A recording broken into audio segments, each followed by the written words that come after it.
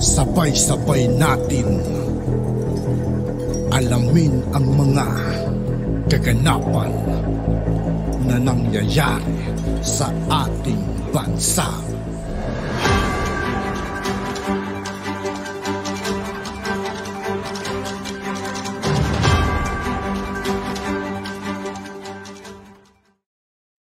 Yo, what's up mga kaibigan? This is I2K po again. Ngayon nandito ulit tayo sa channel ni Pinas Viral News. Dito naman ulit tayo magbibigay ng comment at reaksyon. Kaya samahan nyo ako guys. Let's go!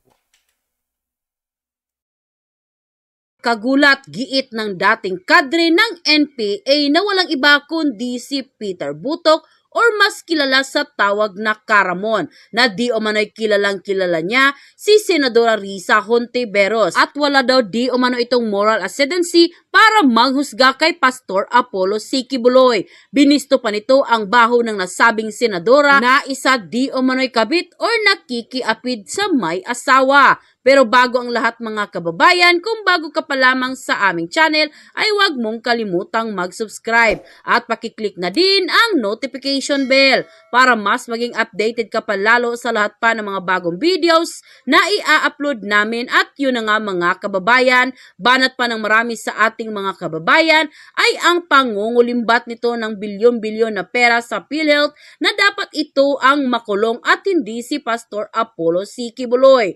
Ang naturang pagtitipon ay parami ng parami araw-araw at tila naging hudyat na ng isang panibagong people power laban sa kasalukuyang administrasyon na pinamumunuan ngayon ni Pangulong Bongbong Marcos na walang ginawa kundi ang libutin ang buong mundo gamit ang pera ng taong bayan. Habang nagugutom ang marami sa ating mga kababayan, ito na nga kaya ang simula ng pagbagsak ni Pangulong Bongbong Marcos at First Lady Liza Araneta Marcos at tuluyan ng mapalaya sa Malacanang. Matapos ngang lumabas ang balitang ito ay umani agad ng samut-saring komento mula sa marami sa ating mga kababayan kung saan ay marami nga sa kanila ngayon ang hindi napigilan ng kanilang sarili na maglabas ng kani-kanilang hinaing at komento sa mundo ng social media. And the netizen posted, mag-hearing din sa Senate para pag-usapan din ang pagiging walang moral ni Hontiveros at tungkol din sa kinasangkutan niya sa PhilHealth Fund. Umaalingasaw ang baho ni Risa Satanas Hontiveros. Mabaho pa sa kanal. Akala mo sino magaling? Ikulong ang salot na yan. Yan talaga tingin ko nagsimula ng kaguluhan noong mag-meeting sila Tambaloslos at itong makaliwang grupo sa Congress. Tapos ito pang kinampihan ng government. PBBM, gumising ka na sa katotohanan. Hindi mo ba nakikita ang mga daing ng mga tao na ang sambayanang Pilipino? Ano ba ang nangyayari sa iyo? Akala namin ikaw na ang pag-asa ng sambayanang Pilipino. Dapat kasi sa mga nag-akusa manalamin muna dahil walang baho na hindi umamoy. Ganyan ang karamihan na magaling mag-akusa pero hindi nila kilala ang kanilang mga sarili. Hala Carissa, kabit ka pala, kaya pala magkasundo kayo ni Rapi Tulfo kasi si Rapi Tulfo marami ding babaeng pinakasalan. Wala kayong moral. Tapos kau may kabit din. Same feathers flock together. Ang galing nyong tandem. End quote. Mo, inaakusahan mo. Sinintensyahan mo na sa mga interview. Napapanood kita. Sinasabi mo talaga na si Pastor Quiboloy ay rapist, nangaabuso, magnanakaw, etc. etc. Bakit? Sino ka? Bakit?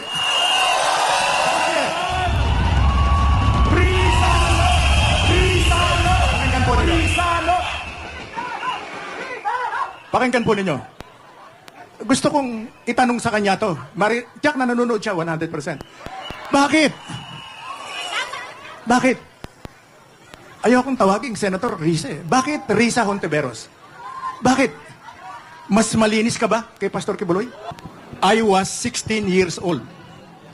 Ako po'y 16 na taon nung unang makumbinsi ng Communist Party of the Philippines. And that was a long, long time ago. Ako po ngayon ay 74 years old. 74 na taong gulang. At ang sabi ng iba, sabi ng ibang kapatid ko, bakit ka pa nakikialam dyan? Bakit hindi ka nalang makipaglaro sa mga apo mo? Nakatulad ng ginagawa ng iba. Hindi po pwede yan. Sapagkat marami kaming pinatay nung araw. At maraming namatay dahil sa amin. Ako ay nagsimula at 16 years old nang ma-recruit sa Kabataang Makabayan. And I was 17 nung ako'y maging full-fledged member ng Communist Party of the Philippines. Bakit to ako nagsimula sa ganitong pagsasalita? Baka makalimutan natin na kung kaya tayo nagkakagulo dito at ang tuwang-tuwa ay ang Communist Party of the Philippines at saka ang New People's Army at ang National Democratic Front. Nagdiriwang sila sapagkat ang mga prediction nila, yung mga pinapangarap nila na mag-away-away ang mga tao, na mag-away-away, magalit ang lahat sa gobyerno. At ang nagdiriwang ay ang Communist Party of the Philippines. At hindi natin papayagan yan. Tama! Tama! Wag po tayong mawawala sa focus. Wag po tayong mawawala sa focus. Sapagkat kasama natin na nanguna. At ang naging plataforma ay ang SMNI sa paglalantad. Tama! Para mailantad ang mga terorismo, ang pagpatay, ang mga panggagahasa, ang pagnanakaw, ang mga extortion ng Communist Party of the Philippines at ng New People's Army. Huwag po natin kalilimutan yan. Baka maligaw tayo. Huwag natin kalilimutan yan. Sapagkat sa kasal, hindi ba kayo nagtataka? Hindi kumikibo yung 3 kumag sa Kongreso. Hindi kumikibo. Hindi sila kumikibo. Sila nagsimula nito. Sila nagsimula dito. At ito ang pinapangarap nila na mangyari. Yung magkagulo-gulo. Pero anong gulo ang gagawin nila? Nakita nila mga tao rito. Bakit nagkaganito? Ito mga tao na ito na walang ginawa araw-araw kundi magdasal. Yes! Panginoon ko, sa araw-araw na ginawa ng Diyos, yung mga nakikita kong kabataan na to, yung mga nanay, at may mga ilang lola at lolo, yan ay walang ginawa araw-araw kundi magdasal. Pero bakit ninyo ginalit? Bakit nandito ngayon? Bakit nandito ngayon? At naglalabas ng sama ng loob. Ako, nang nanonood ako sa live, sa coverage kahapon, narinig kong inuulit-ulit yung salitang, walang utang na loob. Walang utang na loob. Napakatindi niyan. Napakatindi po niyan sa mga Pilipino. Pag ikaw ay walang utang na loob, napakawalang yamong tao. Napakamahalaga niyan. Yan ang meron tayong mga Pilipino na wala sa ibang bansa. Sabi nga ng mga Amerikano, they don't give a damn. Tayo, we give a damn. God.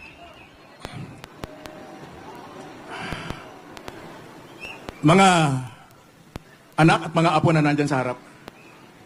Mga magulang. At mga kapwa ko senior citizen.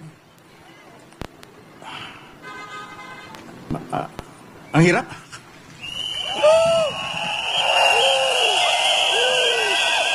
Mahirap lang.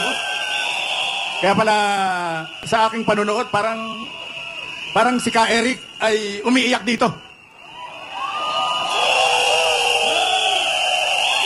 Well, ako'y yung natalakay, na-discuss dito ni Ka Eric ay hindi na para ulitin ko pa. Ang gusto kong bigyan diin. Kaya ako nag-volunteer na magsalita rito. Ay upang bigyan diin at huwag natin kalilimutan na nalalapit na naman ang March 29. Ito ang anniversary ng New People's Army. At huwag ninyong kalilimutan na ang unang gulo, ang unang nilikha nilang karumal-dumal na gulo na nagdulot kung kaya nagkaroon, napilitan si Marcos Sr. magdeklara ng martial law ay nung initsahan ng Granada ang Plaza Miranda noong August 21, 1971. Huwag po ninyong kalilimutan yung krimen na yan. Kami na mga naunang komunista na nirecruit ni Joma. Yan ang aming kasalanan. At ako'y naninindigan dito, tumatayo rito, upang huwag nang maulit yung mga yan. Upang matigil na. Wala nang ma-recruit. Dapat malaman yan ng sambayanan. Dapat huwag yang kalilimutan. Lalong-lalo na ng 7 hanggang 8 milyong aktibong kasapi ng relihiyon ni Pastor Kibuloy. Ng ating relihiyon, ng relihiyon ninyo. Yung mga 7 to 8 million na mga tao na yan, huwag ninyong kalilimutan. Huwag nyo po ninyong kalilimutan na naganap yung pagbomba na yan sa Plaza Miranda. At yung pag-itya ng granada sa Plaza Miranda na yan ay upang galitin ng mga tao laban sa gobyerno. Yan po ay nangyari nung panahon namin. At yan po ay pinamumulat namin sa mga kabataan, lalong-lalo na itong mga batang nasa harap na to. Huwag po nating payagan na magpatuloy pa ang pagre-recruit ng CPP-NPA. At yun na nga mga kababayan, ano na ang masasabi mo? Kung meron kayong hinaing at komento tungkol sa video na ito, komento nyo yan sa baba at babasahin ko yan mamaya. At kung nagustuhan nyo ang video na ito, ay huwag kalimutang i-click ang like at i-share na din para mas marami pang makakaalam sa magkabuluhang videong ito.